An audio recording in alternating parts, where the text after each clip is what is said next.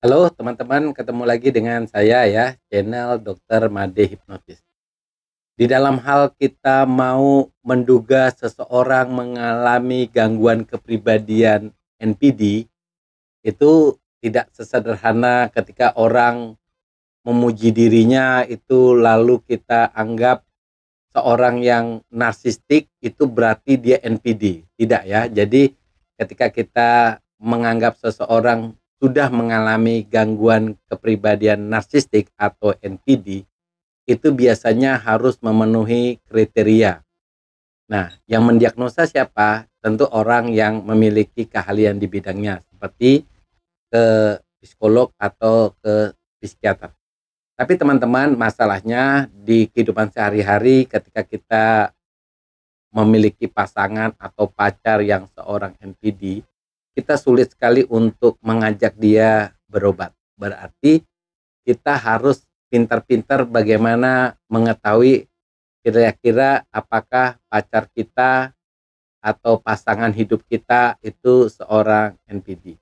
Biasanya hal yang paling gampang itu adalah seorang NPD itu pertama dia selalu menganggap dirinya sentral segala-galanya.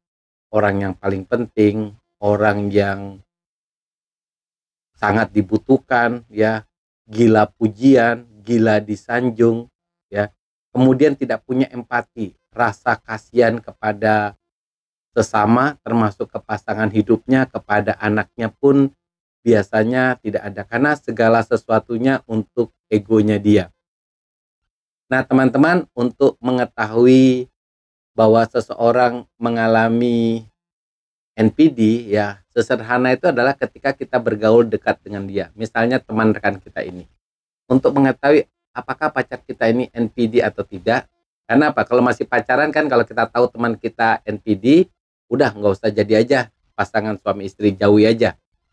Tetapi apakah orang yang narsistik itu pasti NPD? Tidak. Jadi ketika NPD itu kan dia harus ada memuji dirinya sendiri, menjadi sentral. Jadi dia orangnya suka sekali dipuji-puji. Biasanya seorang NPD itu suka kalau di media sosial itu lihat subscribe-nya berapa, like-nya berapa gitu ya. Semakin banyak like dia semakin senang.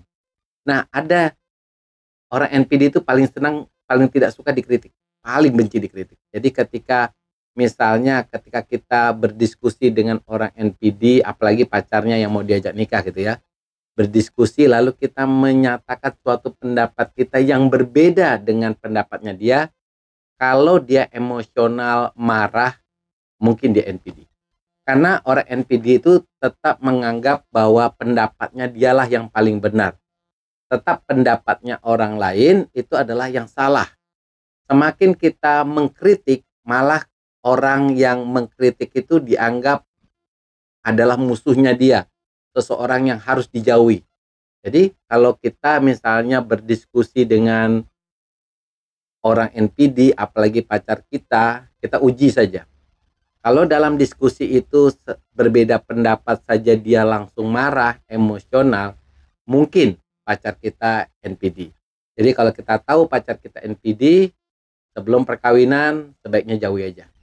Daripada pas kita perkawinan malah kita sudah masuk ke dalam perangkapnya, baru kita tahu bahwa dia NPD, maka kita akan mengalami kesulitan untuk keluar dari cengkraman NPD. Oke, teman-teman, begitu tipnya ya. Ketika kita mencurigai seseorang NPD, bukan cuma karena dia narsistik, karena orang sebagian besar di dunia ini orangnya narsistik.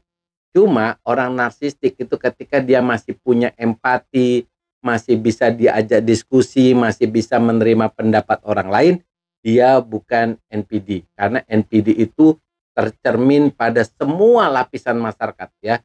Jadi semua sisi kehidupannya terlihat. Dari kehidupan sehari-hari, dari dia berdiskusi, caranya dia di grup-grup media sosial seperti grup WA, itu tercermin bahwa orang itu benar-benar memang NPD. Oke, tetap semangat.